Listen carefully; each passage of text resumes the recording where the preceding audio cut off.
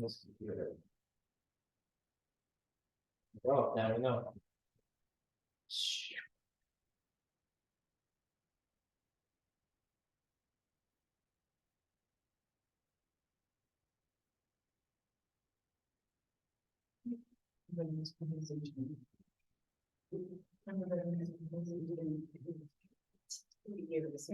Yeah, it's Advent. It's still really good to do it. Oh, yeah, sure. Yeah, It's the Christmas season. People are gonna be busy yeah. from current side. But that's okay. Yeah. We will soldier on.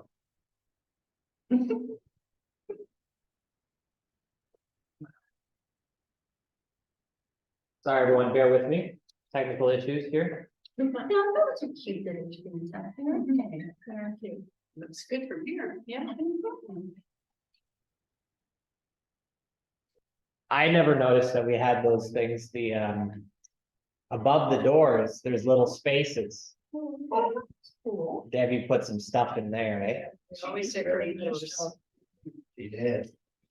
All right, so, oh, that's on the recording now, me just talking about Oh, that's all right. Christmas decorations. Yes, the Christmas decorations look lovely. It is the Christmas season.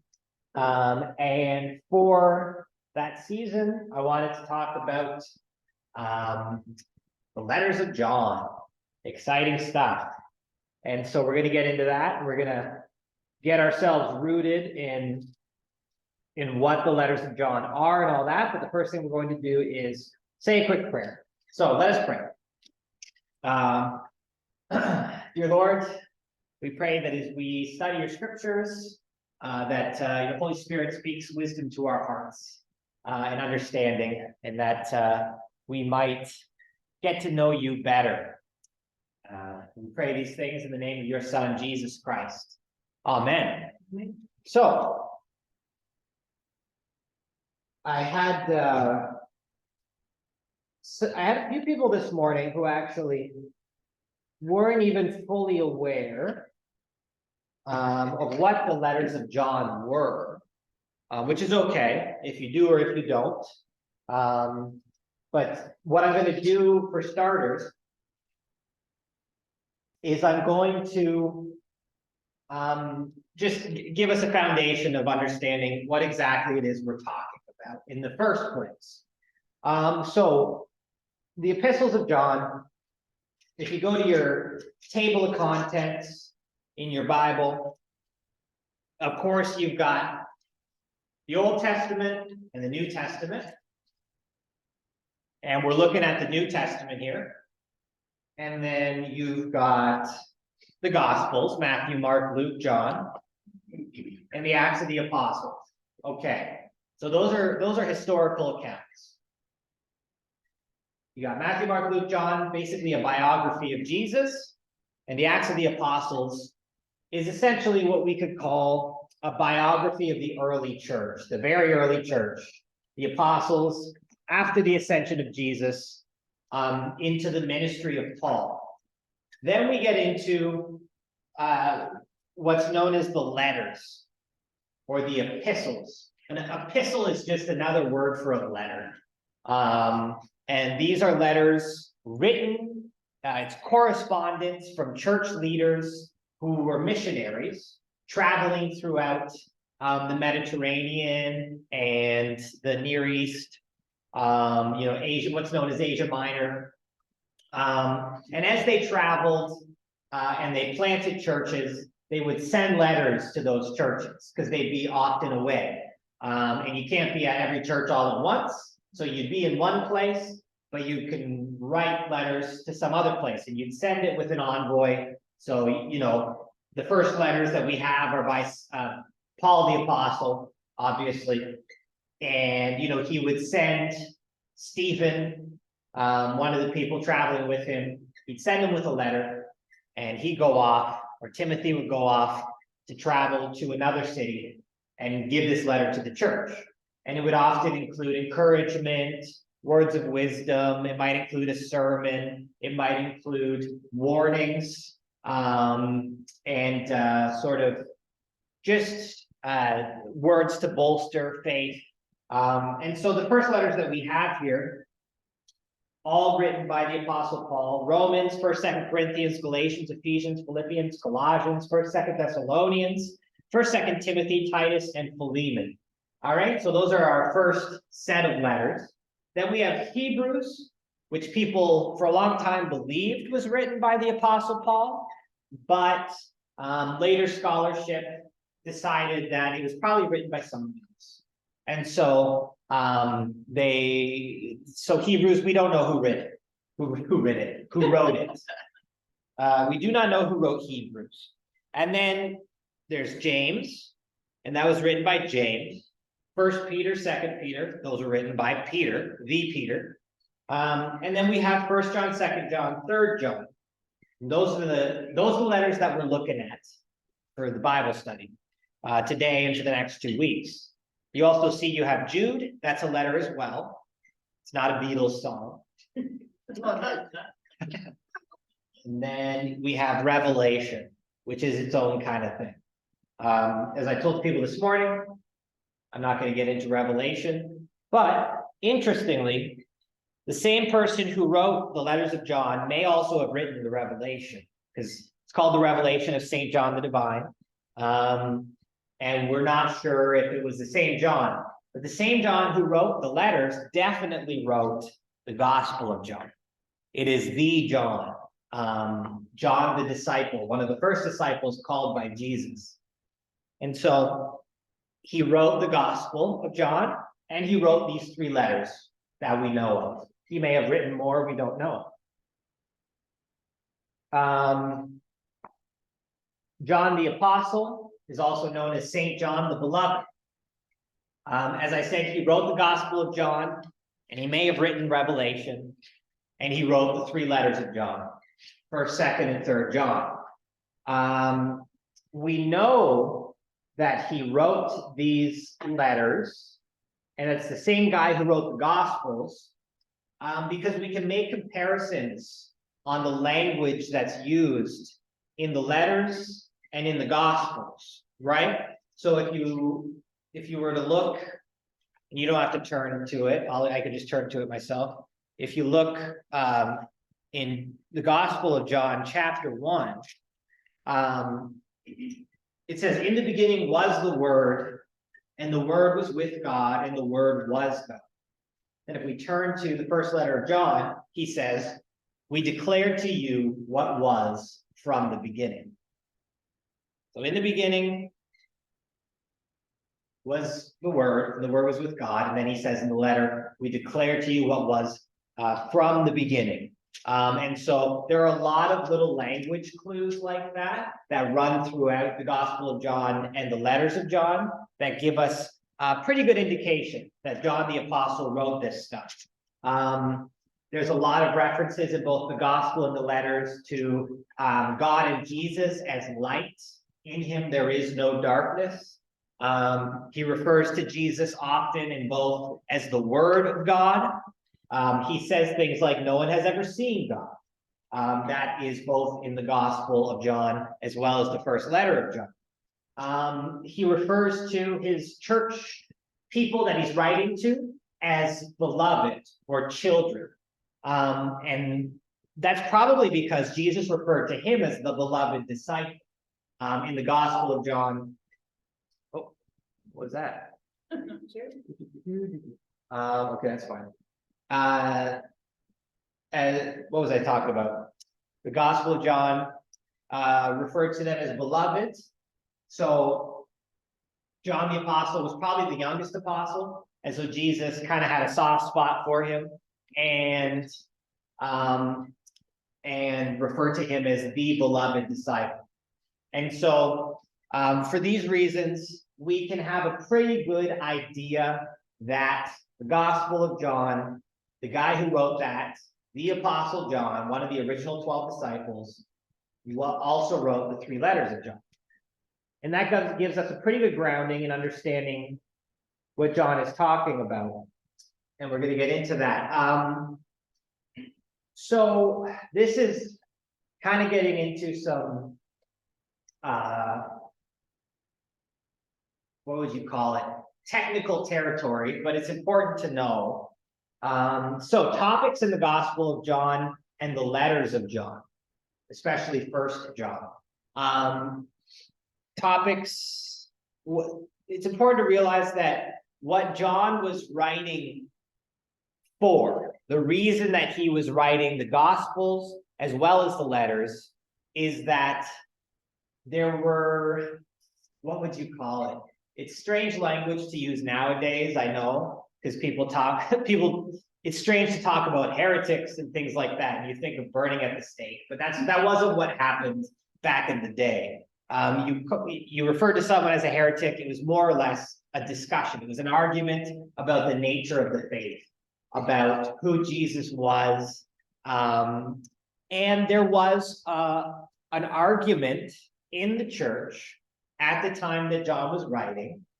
And this kind of scandal was referred to as Gnosticism. So that's that first word. The G is silent. Gnosticism. Gnosis means knowledge. And Gnosticism was essentially a completely different way of believing than the Orthodox Christian belief. Gnostics believed that the world was created by a kind of lesser God. So you have God Almighty, and then you have this other God known as the demiurge. And that being created the world, but that being was essentially evil. And so created the world evil, I guess. And then Jesus came into the world to point towards the true God, but they believed that there was this other God. So separate from God the Father, right? And so what this led to was something called Docetism, which essentially was the idea that Jesus did not have a physical body, that he was essentially just a mirage, that he was God in disguise, that he was some sort of almost like a phantasm or a ghost. And this led to all sorts of implications. If Jesus didn't have a body, that means that there was no pain in the crucifixion. The Gnostics believed this. That means that essentially there was no sacrifice, that God did not come to sacrifice, he came to teach only. God didn't come to do anything else. That's why it's called Gnosticism. Gnosis means knowledge. And so the idea was that Jesus came to teach, but that the sacrificial aspect of his ministry was kind of just for show because his body wasn't real. This also has implications for miracles. You can't really, it doesn't mean much that Jesus walked on water if he doesn't have a body, because he's just like a ghost floating around.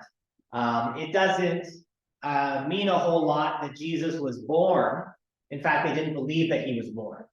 They believed he just appeared one day. And so this also led to the idea that there is no sin in the world, that there is nothing about humanity that is fallen, and that if we just have the right knowledge, we can actually ascend to be with God, essentially. And so it's kind of a belief that prioritized a special kind of knowing, not just knowing Jesus Christ, but knowing specific things and understanding specific things in specific ways that lead to essentially achieving a higher plane of existence, almost like Buddhism in a way. like getting to nirvana through lots of meditation. And John was writing in response to this because what this whole belief system, and I know it's very convoluted, what this whole belief system led to was the abandonment of love. Love being the central doctrine of the church, love being the central commandment of the church, wasn't really a thing for the Gnostics, if they believe that all you have to do is have a certain kind of knowledge and then you get to be with God, instead of our faith and our walk with God is about learning to love each other well. And so John is writing the letters because he wants his church to know, listen, no, Jesus Christ was a man. He had a physical body. He came into this world. He experienced the human experience. He was born physically into the world of a woman, like every other person is born into this world. He felt sadness and joy. He felt pain as well as pleasure. He ate food and drank wine. He was a real human being. And yes, he came to teach us, but what he came to teach us was essentially love. And we can see this in the Gospel of John as well as other Gospels, where Jesus says things like, the greatest commandment is to love God, and the other is to love your neighbor as yourself. We see it in Jesus' new commandment, which we're going to talk about shortly. But the verse that we're looking at today from the Gospel of John is, I think, the central verse of John's theology. And it's 1 John chapter 4, verse 7 to 12. And this is John's central theology. It's the linchpin of his understanding of what Jesus taught him and what Jesus taught the disciples. And so he says it in this way. He says, "Beloved, let us love one another, because love is from God. Everyone who loves is born of God and knows God. Whoever does not love does not know God, for God is love. God's love was revealed among us in this way. God sent his only Son into the world so that we might live through him. In this is love.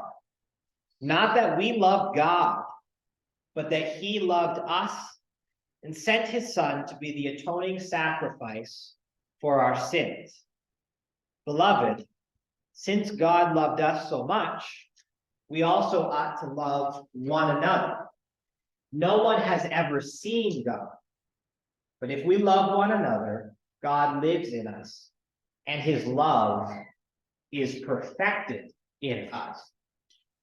And so, how is this a response to this idea of Gnosticism?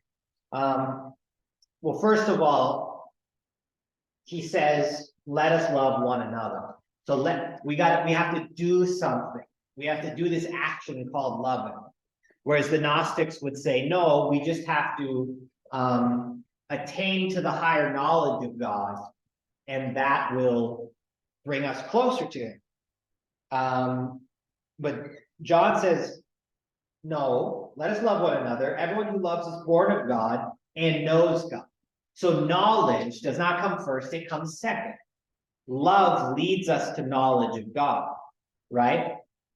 Whoever does not love does not know God, for God is love. So again, this focus on knowledge, but not prioritizing knowledge, but making it secondary to loving. Whoever does not love God, whoever does not love does not know God, for God is love. And there's that famous, probably the most famous phrase to come out of John's writings, God is love. And then he says God's love was revealed among us.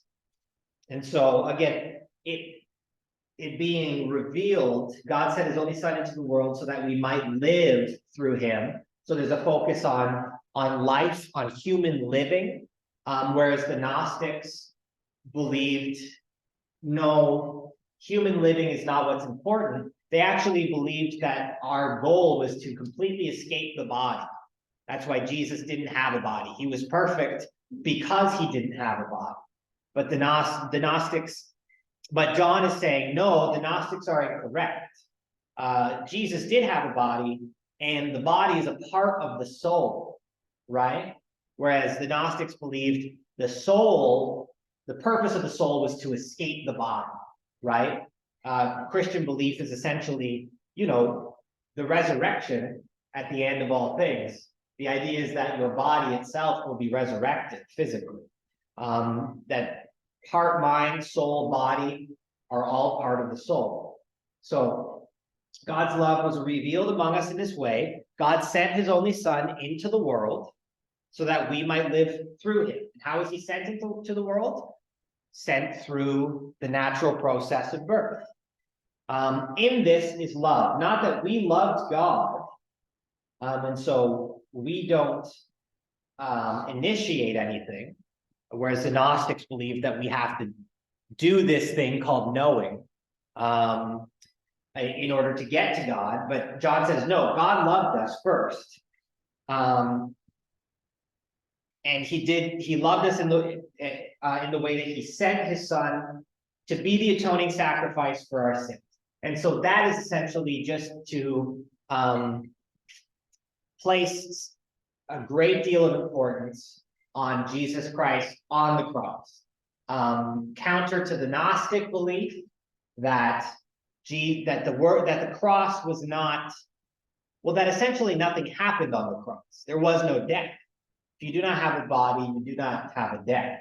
John is saying, no, the love of God was shown to us in that sacrifice, and that sacrifice was the sacrifice of a human man. And then he says, beloved, since God loved us so much, we also ought to love one another. So the implication of all this is that we should love one another. No one has ever seen God, but if we love one another, God lives in us, and his love is perfected in us. And so John is prioritizing humanity and body, like human life, in the way that, how would you put this?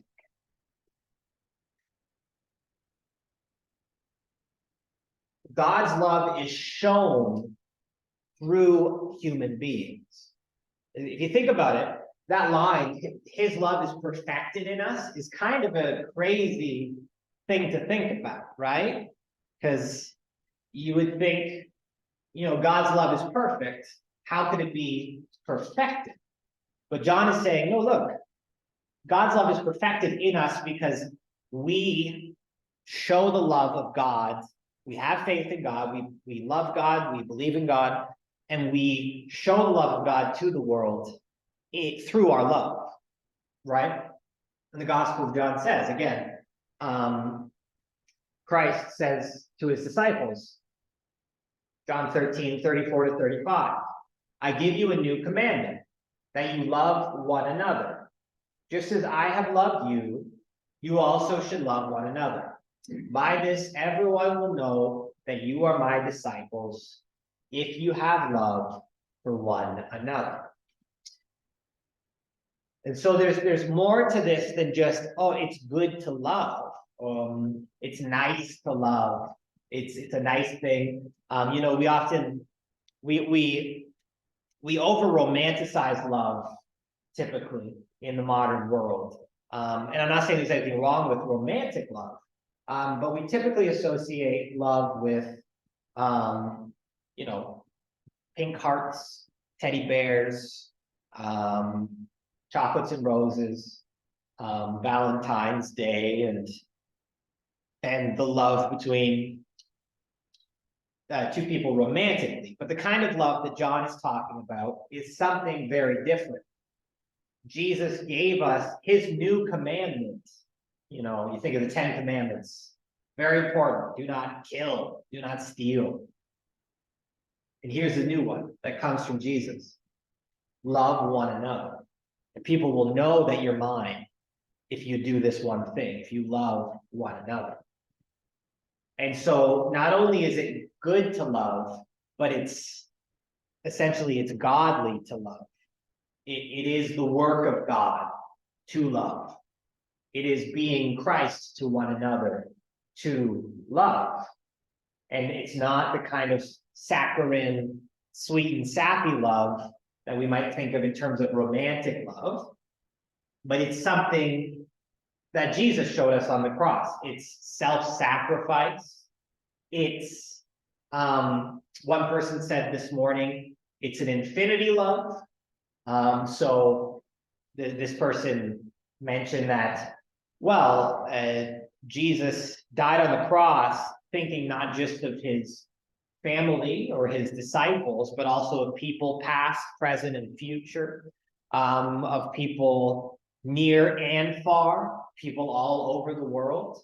Yes, he died in Jerusalem, and he really only lived and worked in a small corner of the earth, but his work was for the entire world, right? And so that's why he says one of the hardest commandments, one of the hardest teachings of Jesus is to love your enemy, right? Because, you know, we love to love the ones we love. But it certainly is not easy to love the ones that we don't exactly like, that we perhaps deeply distaste, right?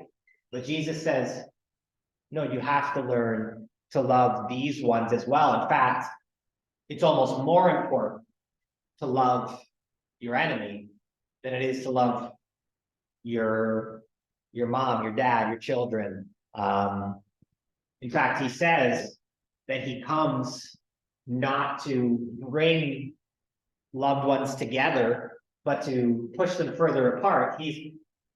One of the hardest things that Jesus says is when he says things like it almost sounds like he's saying you have to abandon your family in order to follow him, right? He's not saying hate your family, but he's trying to make a point. You love your family, and that's good, but that's the easy part. And even that isn't easy. It's hard to love your family sometimes. And then he puts this extra task of love, not just your family and the ones you love, not just your friends, but the person on the other side of the globe. Love whoever you come into contact with, right? And, you know, Jesus says elsewhere, he says, you know, oh, not everyone who calls Lord, Lord, who calls me Lord, will enter the kingdom of heaven because of that. Because I was hungry and you did not give me food. I was thirsty, you did not give me anything to drink. I was lonely and in prison and you did not visit me. I was unclothed and you did not clothe me. And he's essentially saying, Christ is in other people that you see. And if you do not love those other people, then you are not doing to the least of these, right? So I kind of talked about this, but if anyone has any answers, I'd love to hear from you. And so this concept of Christian love, what about the Christian concept of love is different from other uses of the term? And what do you know about the life and words of Jesus that informs this?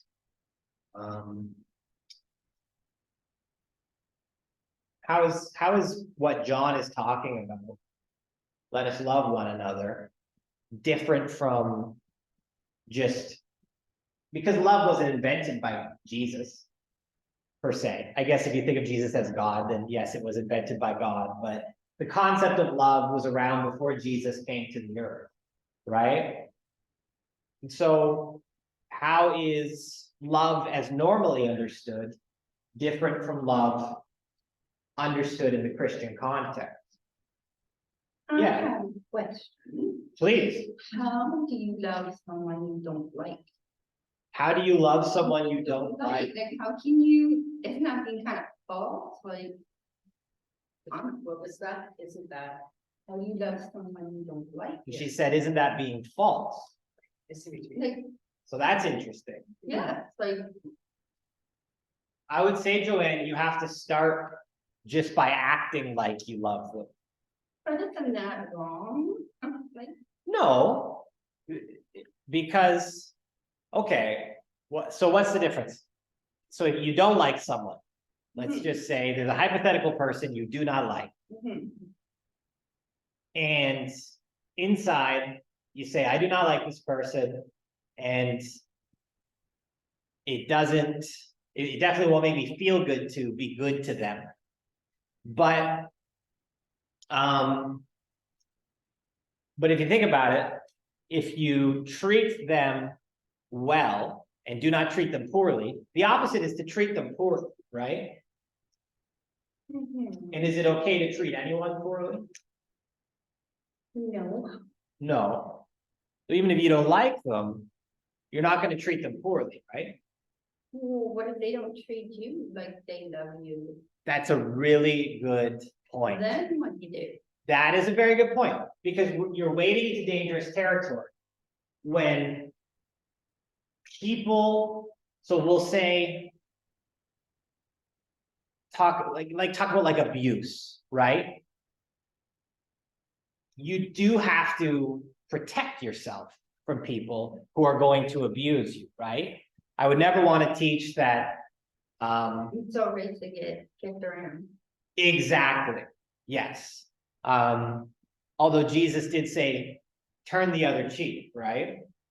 But yes, you do have to protect yourself. And so you can remove yourself from that person without being bad to them in return.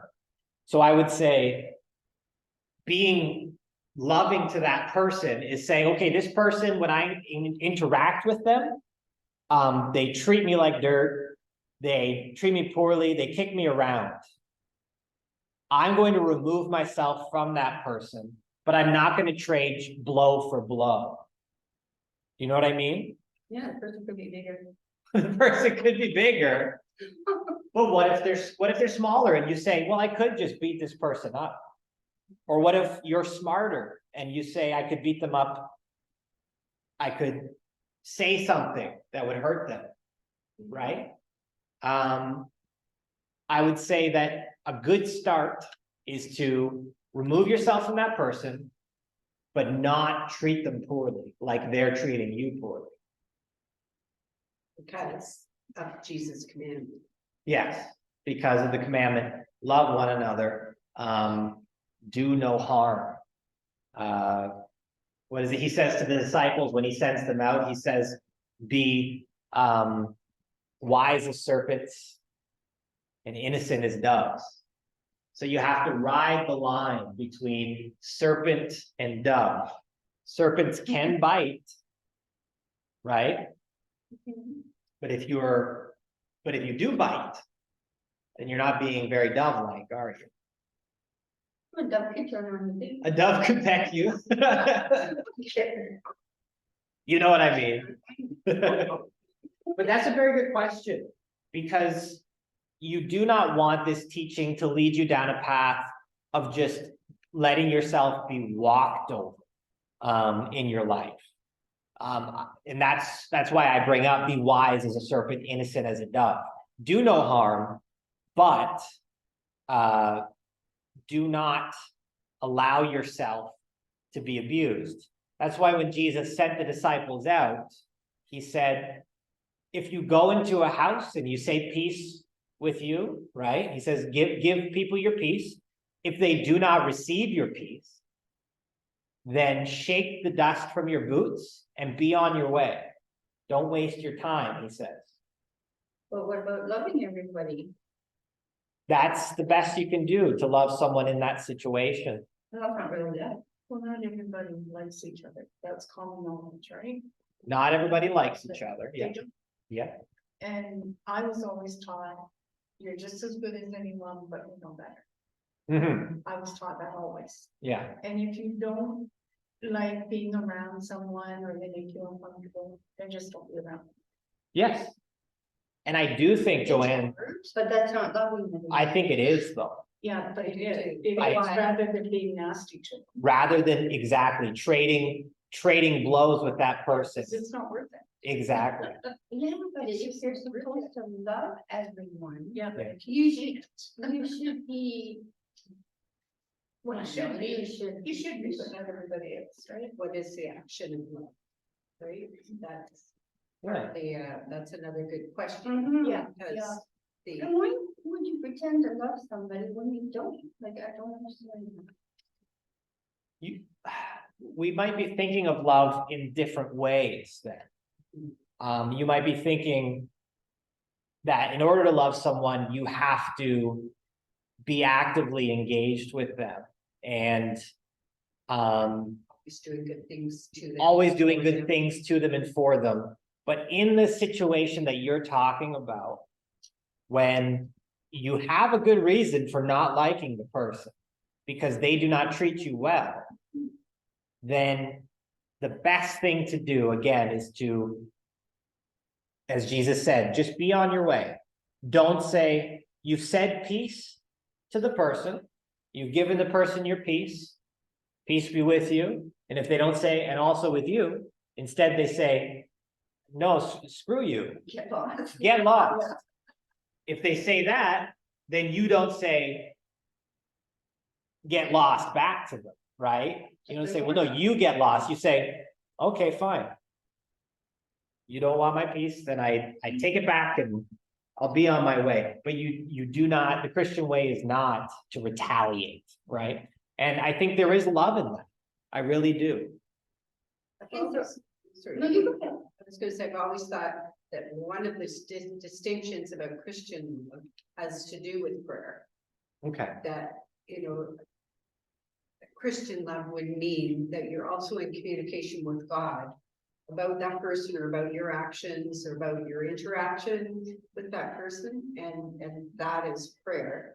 And that's not always a part of the other love that's referring to here, the other uses of the term. Yes. So you could pray for and about the person. Or about your interaction or your response to that person. Yeah, yeah. You might not have anything to do with them anymore, but they could still be a part of your prayer life with God, and you can leave it up to God. I think that's a really good answer. There's no easy answer to it, I don't think. But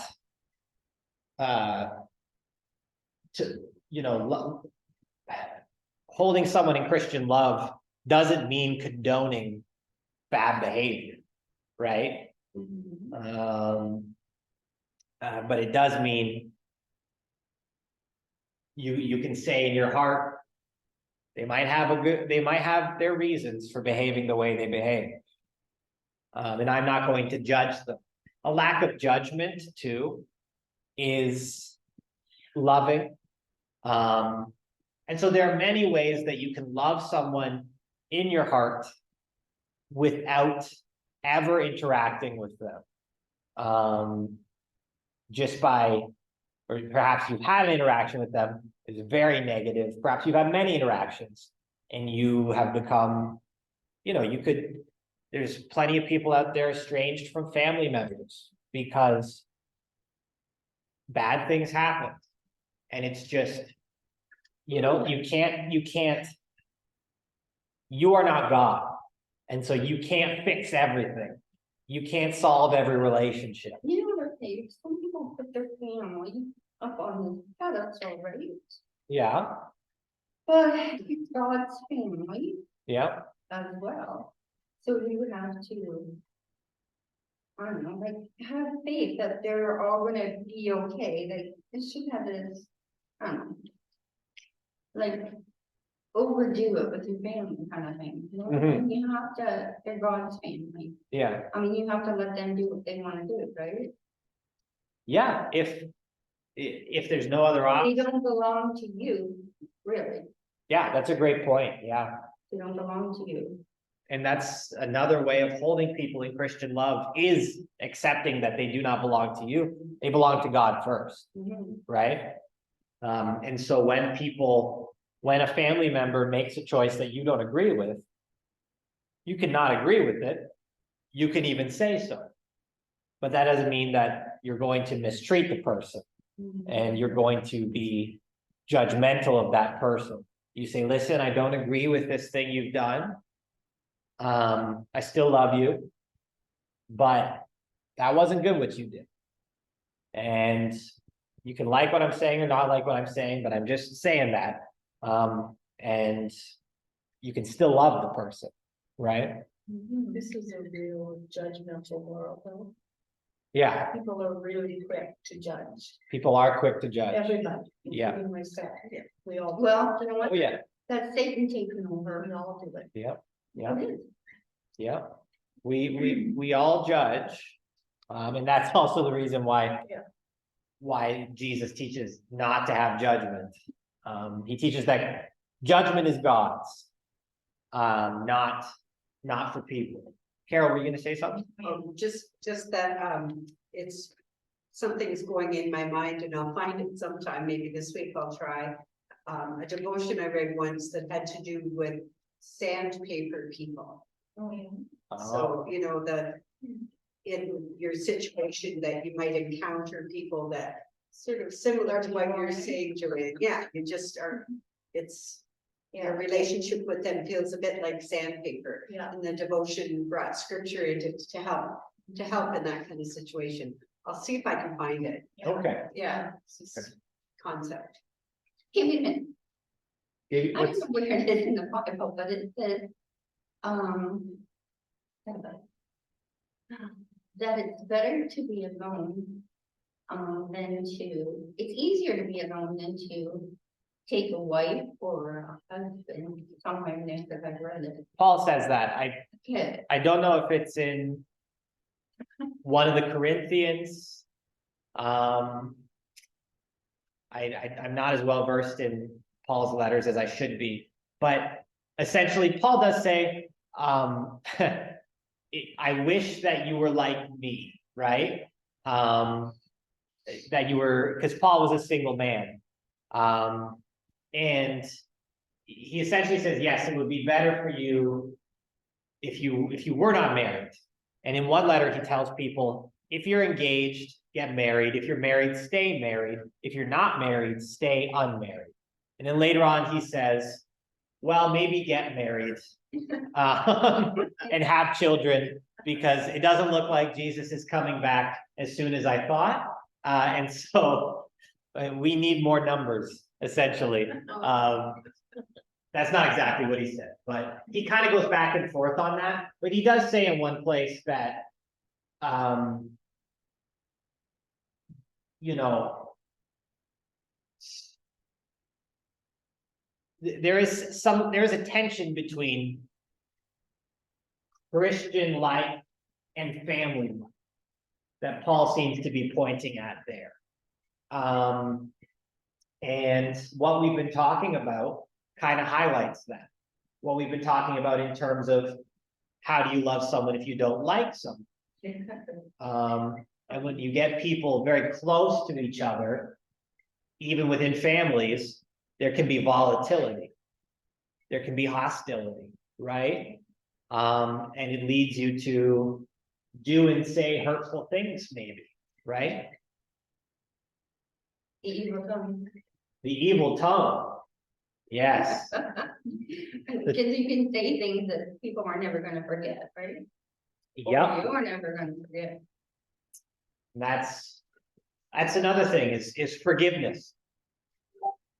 That person that you don't like, that person that you don't like, well, what was I saying? Person you don't like.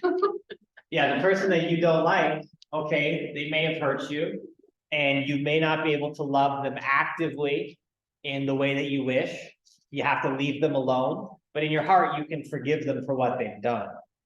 Right? So forgiveness is also a part of Christian love.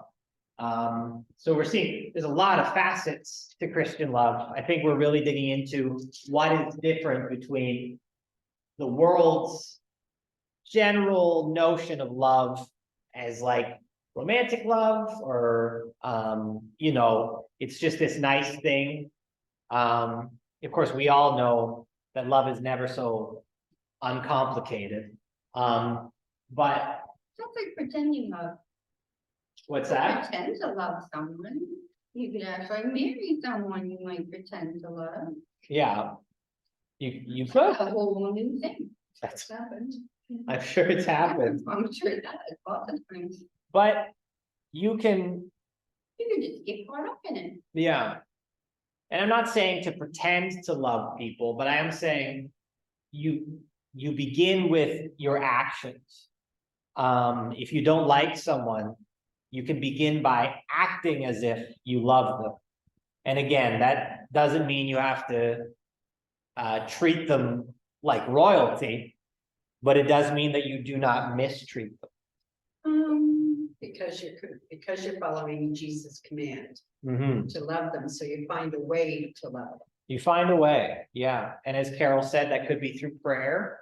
And that could be simply through not retaliating when they treat you poorly. But You know what? You shall find a man or a woman that loves God more than you, mhm, and then it would be all, everything would be good. maybe, yeah, Would have to be, because they'd be following God's rules. yeah. That's kind of what John says. Yeah. Love starts with God's love, and when we're loving perfectly, we are actually displaying God's love. I think we did talk about this. We've talked about how do you practice Christian love in everyday life? Is it easy or hard to do? I think we can say it's pretty difficult.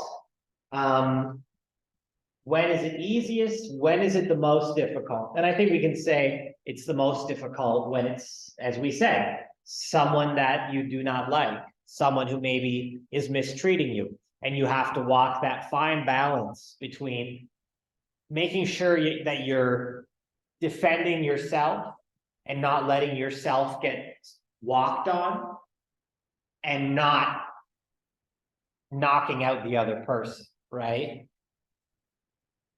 It's also really difficult when your needs are not met yet, Okay, right?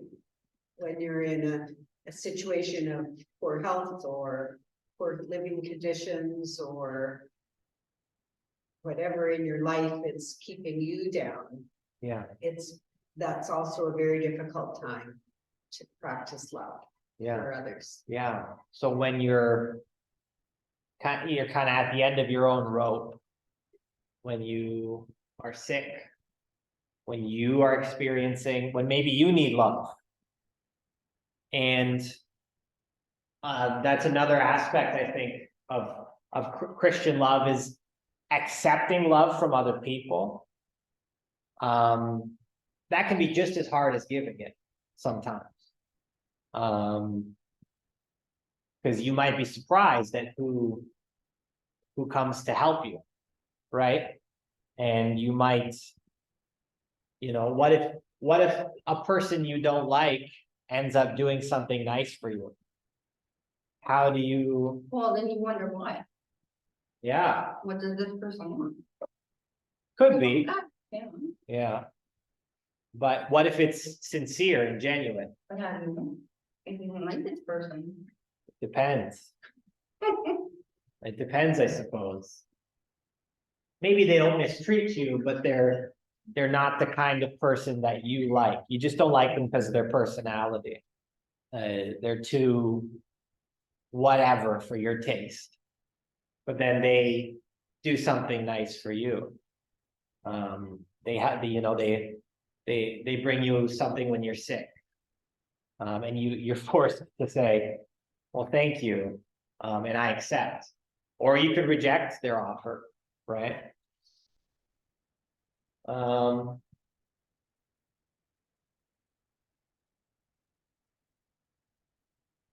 Finally, what does it mean to you that God is love? How do you understand that phrase? God is love. Forgiveness. Forgiveness? Mhm. God is forgiveness. Okay. You can go to him with anything, Okay, so he will forgive you. maybe. Maybe. Sincere. I don't know. No, I think you're right. I think part of it is that God is a forgiving God. Sodom and Gomorrah. What's that? Sodom and Gomorrah. They got salted. They got yeah, they got salted. Actually, But eventually the cities were rebuilt, and Sodom and Gomorrah in Jesus' day were thriving places.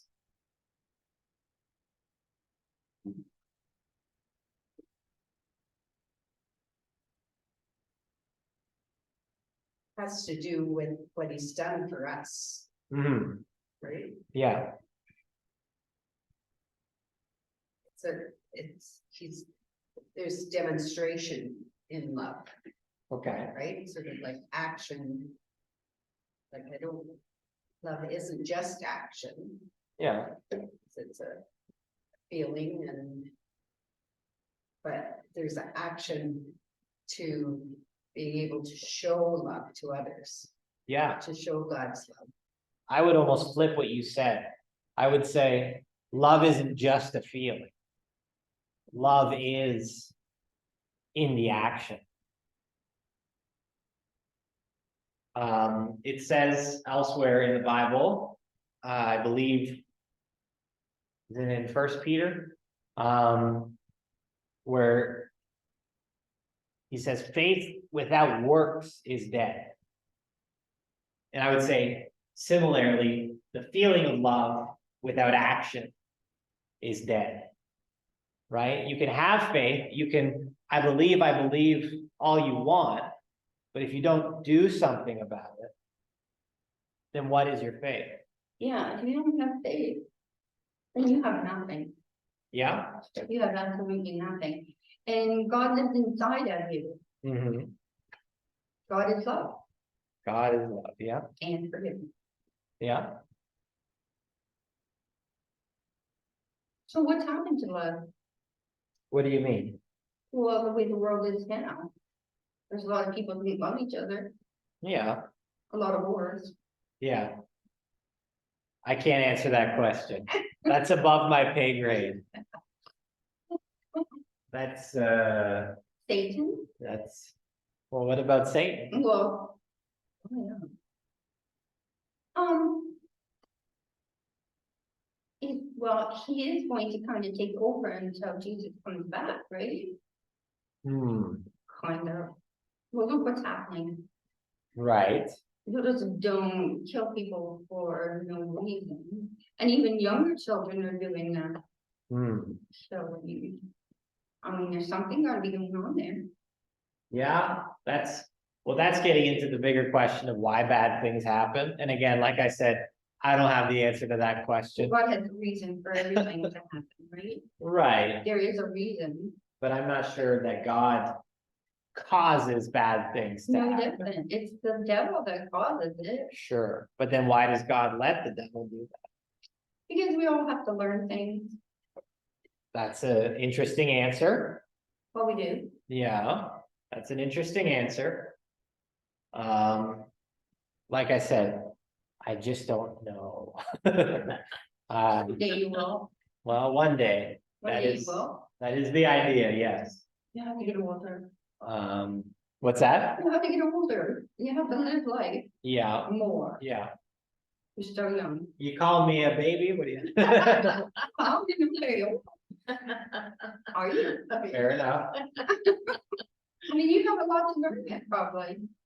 But I'm old enough to know one thing, and that is that it is almost 8 o'clock. There you go. Yeah, it is. Can we have it longer? We have it longer. An hour isn't long enough. Yeah. An hour isn't long enough for the big questions, I know. No, it's not. Oh, I've got something in the chat. Who's I chatting? think on a winter February night. Couple hours wouldn't hurt. Get some answers to that in the chat, the questions that you asked. That's interesting, Laura. That was 7:39. You're loving it because you are showing respect to their wishes. And I'm assuming that that's in response to when we were talking about someone who is treating you poorly. And my understanding is that there's respect in backing away from that person. Because if a person is treating you poorly, what are they saying to you? I don't want to, I don't like you, I don't want to deal with you, I don't. Okay, so how many people are gonna actually say, I love you? Is someone who's treating you like dirt? Well, sometimes it's not the words I love you, it's your actions again, right? And Going out kissing them? no, They might not like. I don't know. they definitely wouldn't like that, but I think, You know, the respect, question of respect or the topic of respect is an important part of that. I think so. Yeah, But how many people think of that? How many people think, well, I'm gonna respect you, so I'm gonna love you? Yeah, well, It's all fine and good to say it, but you can say I don't have to like you, but I will respect you. In the sense of I'm not gonna dehumanize you. I'm not gonna demean you in the way that you're demeaning me, right? Be the bigger people person. retaliate.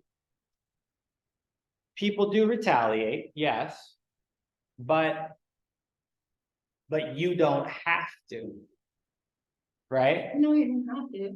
It's a choice. and if it is Christian love that you're endeavoring to demonstrate, you'll have had that chance to talk with God about it. Yeah, And be reminded by him of what he wants you to do in the given situation. yeah. Again, prayer, right? But if I don't always answer back the same day, No, sometimes it takes a while. yeah, sometimes. That's why you need to be consistent with God, Exactly. but I'm not going to answer any more questions. Let's say a quick prayer in closing. It's a good topic. It is, and it's a deep topic. Yeah. You know, oftentimes the scriptures prompt us, but we need to discuss it among other people in order to get at the heart of the issue. You know, that's why Jesus said, essentially, you can't be a Christian alone. Where he says, wherever 2 or 3 of you are gathered, not wherever one of you are. You know, you need a community to kind of hash these things out with. So anyways, let's say a quick prayer. Dear Lord, we thank you for tonight. We thank you for the discussion and the thought-provoking nature of this topic. Lord, we know it is not easy to love in the way that you command us to love.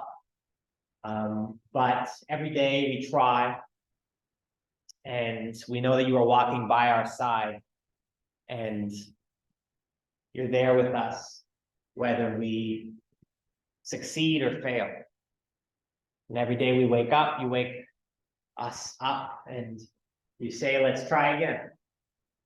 We thank you for that. Lord, send us home safely and bless our sleep tonight. In Jesus' name, amen. Thank you very much for your discussion. Oh. I hope everyone at home was able to hear most of that.